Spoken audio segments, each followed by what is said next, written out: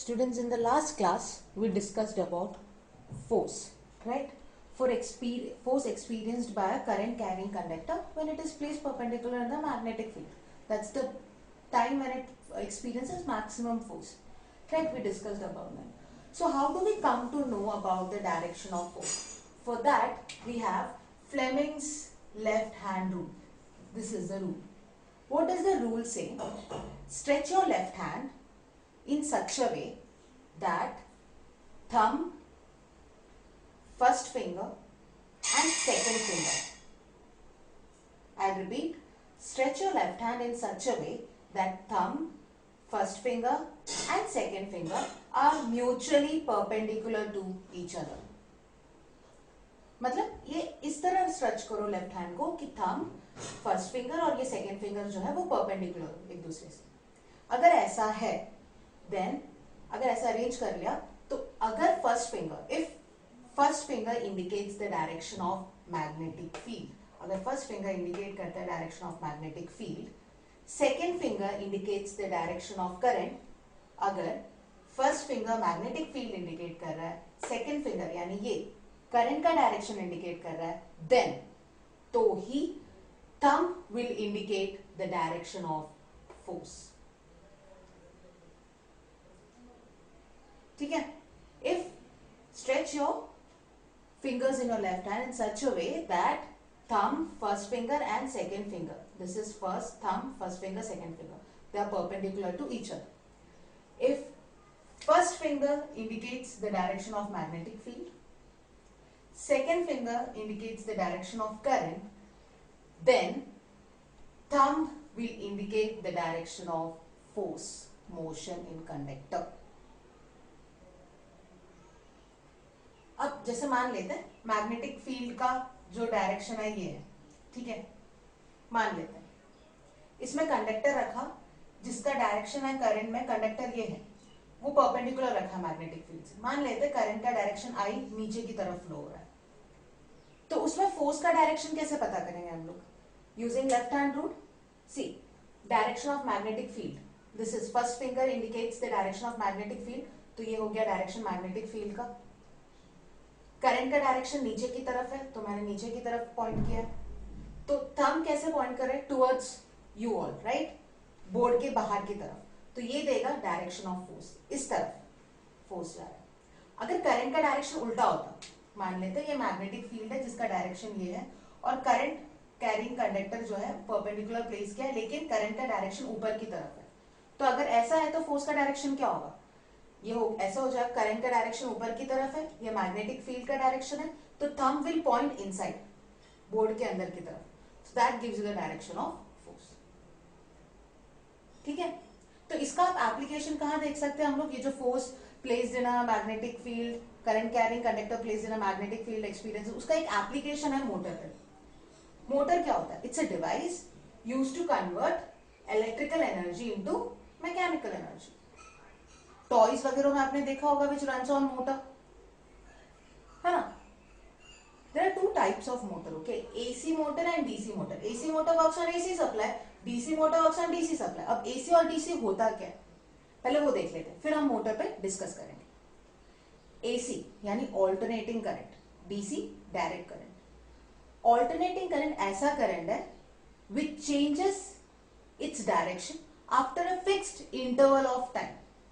एक fixed interval of time के बाद वो अपना डायरेक्शन चेंज करता है, मतलब उसकी पोलैरिटी चेंज होती है, फिक्स नहीं होता है. पोलैरिटी मतलब यहाँ पे प्लस माइनस है, वो क्या होता है? फिक्स नहीं होता, वो चेंज होता रहता है. पर डीसी का कैसा होगा कि एक ही डायरेक्शन में फ्लो करेगा. डीसी क्या होगा? It is a current which always flows in the same direction. ठीक है. इसकी पोलैरिटी कैसे होती है? फिक्स्ड होती है. डीसी की पोलैरिटी फिक्स्ड होती है, प्लस माइनस, वो चेंज नहीं होता. अब जब इंडिया, अब यहाँ की बात करें तो यहाँ पे हाउस होल्ड, इंडिया में जो हाउस होल्ड और मोस्ट ऑफ द इंडस्ट्रीज वो कैसे वर्क करते हैं? एसी से वर्क करते हैं, ऑल्टरनेटिंग करंट से वर्क करते हैं. ऐसा करंट जो अपना डायरेक्शन चेंज करता है after regular interval of time. ठीक है.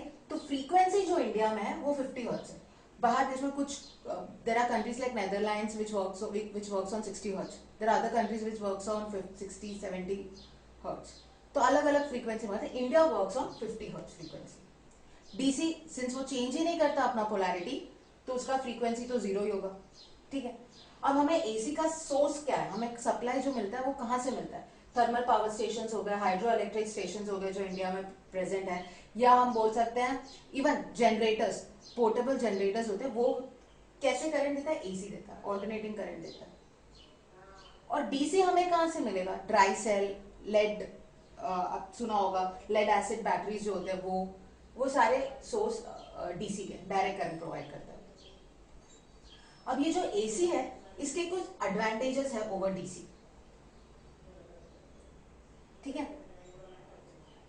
क्या एडवांटेजेस है एसी के ओवर डीसी में? मेनली ये है कि एसी को ट्रांसमिट करना इजी है कंपेयर टू डीसी, क्योंकि एसी में लॉसेस कम है। To transmit AC, transmission of AC is much easier than DC and losses are very less compared to DC. Transmission loss जो होता है एसी का वो कम होता है, ठीक है। तो it can be transmitted over long distances without much loss of energy, और उसका जो रेट होता है बहुत लो रेट में वो ट्रांसमिशन पॉसिबल है, ठीक है, at low rate of transmission.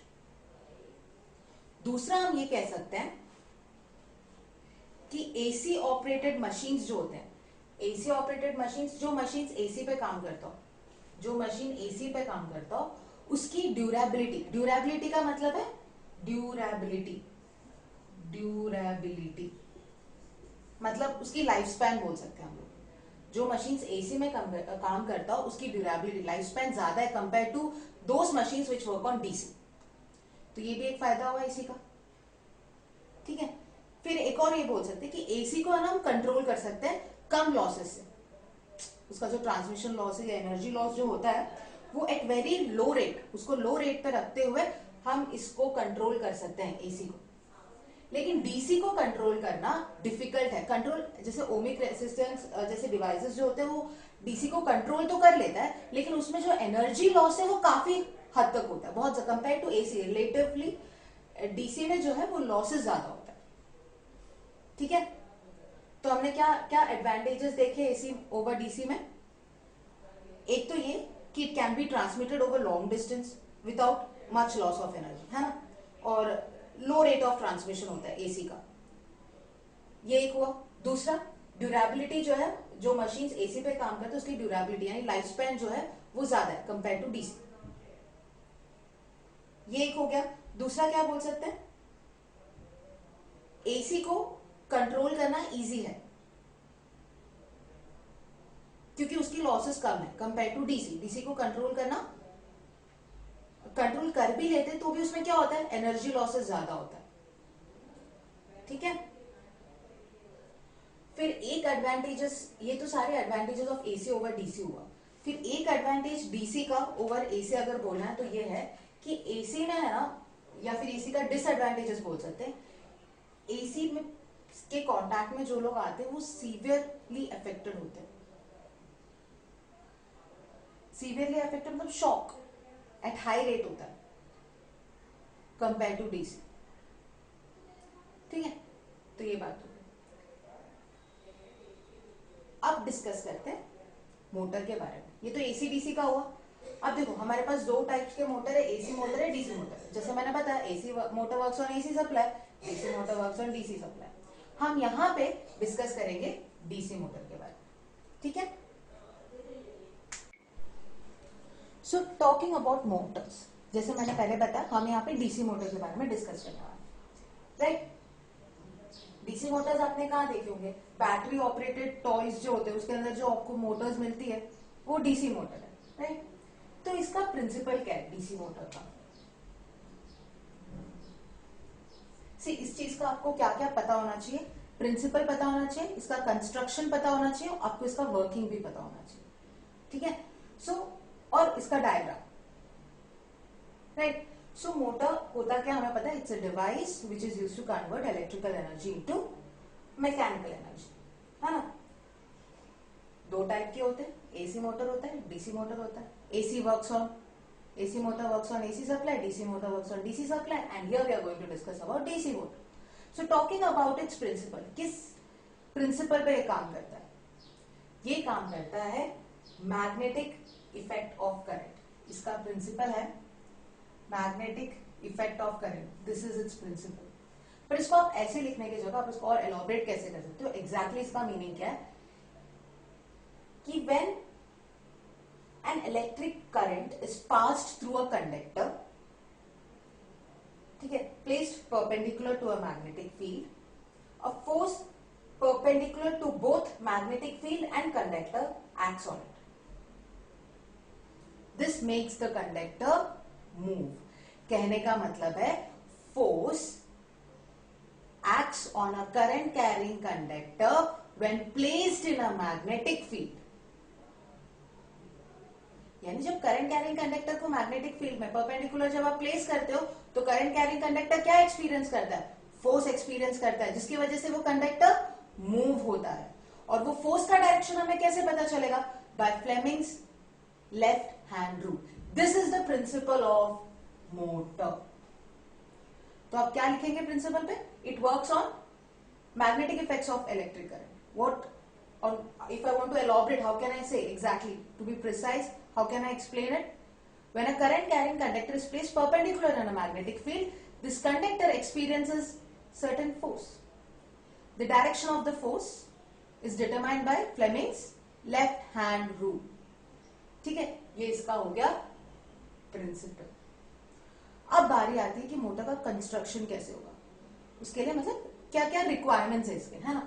तो एक स्ट्रॉन्ग मैग्नेटिक फील्ड की जरूरत है। तो ये दो परमानेंट मैग्नेट्स, जिसका नॉर्थ साइड यहाँ पे, साउथ साइड यहाँ पे, राइट, परमानेंट मैग्नेट्स ले लिया, which is providing a strong magnetic field. अब उसके बीच में एक रेक्टेंगुलर कॉइल प्लेस कर रही हूं मैं। ये हो गया रेक्टेंगुलर कॉइल, ठीक है, नाम दे देती हूं A B C D, ठीक है। एक रेक्टेंगुलर कॉइल है ABCD। ये कॉइल क्या है? इसको वाउंड किया है on a soft iron core. एक आयरन कोर पे वाउंड किया है इसको, ठीक है। इसी को हम क्या बोलते हैं? ABCD। ये क्या हो गया? आर्मेचर। ये ABCD को हम बोलते हैं आर्मेचर कॉइल, ठीक है, आर्मेचर कॉइल बोलते हैं इसको। दो परमानेंट मैग्नेट है, उसका नॉर्थ पोल यहाँ पे, दूसरे का साउथ पोल है। स्ट्रॉन्ग मैग्नेटिक फील्ड हो रहा है ये स्ट्रॉन्ग मैग्नेटिक फील्ड है, क्योंकि बाहर कैसे जाता है? नॉर्थ टू साउथ जाता है। तो ये स्ट्रॉन्ग मैग्नेटिक फील्ड है। इसके बीच में हम क्या प्लेस कर रहे हैं? कॉइल प्लेस कर रहे हैं, आर्मेचर कॉइल। आर्मेचर होता क्या है? एक रेक्टेंगुलर कॉइल है, यहाँ पे ABCD नाम दिया मैंने, उसको वाउंड किया है सॉफ्ट आयरन कोर। तो इसका जो एंड है ये कनेक्ट होता है दो मेटालिक रिंग के साथ। इसको नाम दे देते हैं रिंग 1, रिंग 2। अब देख रहे हैं एक पूरे रिंग का स्प्लिट क्या होगा, लग रहा है ना आपको? ये रिंग, इसी को स्प्लिट रिंग्स बोलते हैं। एंड टुगेदर ये एक साथ बोलते हैं कम्यूटेटर। ये जो मेटालिक रिंग है ये स्प्लिट क्या हुआ है? तो ये स्प्लिट रिंग है। Together it is called commutator. ये कम्यूटेटर होता क्या है? To change the direction of current flowing through the coil after half rotation बोल सकते हैं, ठीक है। इसका काम है कि करंट के डायरेक्शन को चेंज करता है आफ्टर एवरी हाफ रोटेशन। ये कनेक्टेड होता है दो ब्रश के साथ। इसको नाम दे देते हैं B1, इस ब्रश को नाम दे देते हैं B2। जनरली कार्बन ब्रशेस होते हैं, ठीक है। और ये कनेक्ट होगा बैटरी से, और ये होता है circuit complete. Plus minus direction of current flow कुछ इस तरह होगा, राइट। ब्रश का काम क्या है? ये तो मैंने बता दिया कि डायरेक्शन करंट का चेंज करने के लिए, मतलब अगर डायरेक्शन अभी करंट का ये है तो this will help to change the direction of the current. ABCD current जा रहा है तो ये DCBA बना सकता है करंट के डायरेक्शन को। और B ब्रशेस जो है B1 B2 क्या है? कार्बन ब्रशेस होते हैं जनरली। ये कांटेक्ट पॉइंट की तरह काम करता है between the commutator and the source, ठीक है। रिंग 1 और R1 और R2 के साथ B1 B2 कनेक्टेड रहता है। ठीक है, अब इसका वर्किंग देते हैं कि इसमें होता क्या। मैंने बता दिया पहले, ये स्ट्रॉन्ग मैग्नेटिक फील्ड दे रहा है आपको। करंट का डायरेक्शन आर्म ए बी में कैसा है, A to B, arm C D में कैसा है, सी टू डी, राइट। R1 से करंट जा रहा है, R2 से इस तरह आ रहा है, मतलब करंट का डायरेक्शन क्या है यहाँ पे, फिलहाल क्लॉकवाइज है डायरेक्शन ऑफ करंट, है ना। ना ये हो गया। अब using Fleming's left hand rule, arm A B यानी ये यहां पे फोर्स का डायरेक्शन पता करो using Fleming's left hand rule. मतलब C, magnetic field north to south ऐसे जा रहा है, सॉरी ऐसे जा रहा है मैग्नेटिक फील्ड, करंट का डायरेक्शन ऊपर की तरफ है, तो फोर्स कहां डिनोट करेगा, बोर्ड के अंदर की तरफ, राइट। तो let me note that as F1, F1 लिख देते हैं, ठीक है। और CD आर्म देखो आप लोग ध्यान से, CD में क्या हो रहा है, मैग्नेटिक फील्ड ऐसे होगा, मैग्नेटिक फील्ड यहां जा रहा है, करंट का डायरेक्शन नीचे की तरफ है, तो फोर्स आपके तरफ आ रहा है, राइट, आउटसाइड द बोर्ड जा रहा है, तो मैं उसको डिनोट कर देती हूँ F2। तो अब क्या हो गया, देखो आप जैसे सर्किट क्लोज किया, करंट पास हो रहा है, तो आर्मेचर स्ट्रॉन्ग मैग्नेटिक फील्ड के बीच में रखा है, तो ऑब्वियस है कि AB और CD जो आर्म है आर्मेचर का, वो एक्सपीरियंस करेगा फोर्स। फोर्स का डायरेक्शन हमने पता कर लिया using Fleming's left hand rule. AB में हमें पता चला बोर्ड के अंदर की तरफ जा रहा है, यानी उसको मैंने F1 दिया, और CD में पता चला बाहर की तरफ, आप लोग की तरफ आ रहा है, तो मैंने F2 नाम दे दिया। तो अगर मैं इसको मैं अगर आर्मेचर कॉइल मानती हूँ ABCD, ठीक है। अब AB क्या करे, AB में कैसा फोर्स आ रहा है, अंदर की तरफ पुश हो रहा है, तो कुछ ऐसे पुश होगा, राइट, ऐसे होगा। CD बाहर की तरफ आ रहा है, ऐसे रोटेट हो रहा है, ठीक है, क्योंकि फोर्स यहां पे जो है वो बाहर की तरफ है, और AB आर्म का क्या है, अंदर की तरफ, ऐसे हो रहा है। एक इतना होने के बाद क्या हो जाता है, ये कम्यूटेटर और ब्रश के बीच का कांटेक्ट टूट जाता है। ये जो कम्यूटेटर और ब्रश है, इनके बीच का कांटेक्ट टूट जाता है। अगर मैं इसको सेपरेटली बनाऊं, देखो ये मान लेते हैं कम्यूटेटर है, तो ये ब्रश, ठीक है, इसके साथ वो आर्मेचर कॉइल कनेक्टेड है, ये तो फिक्स है, इसके साथ तो कुछ नहीं होगा। लेकिन ब्रश और कम्यूटेटर के साथ जो है, ये जो कांटेक्ट है, ये पॉइंट ऑफ कांटेक्ट जो है वो टूट जाता है। तो ये जब इतना हो जाता है ना, अब जैसे CD यहाँ पे, AB यहाँ पे, तो ड्यू टू इनर्शिया, इनर्शिया आप लोग जानते हैं, नाइन्थ में पढ़ा होगा, the tendency of an object to resist the state of motion, right. तो अब ये मोशन में रहता है, तो it continues to remain in motion, और CD यहां आ जाता है, AB यहां आ जाता है, तो मतलब ये रिंग R2 यहां आ जाता है, R1 यहां आ जाता है। अब R1 B2 के साथ कनेक्ट हो जाता है, और R2 B1 के साथ कनेक्ट हो जाता है।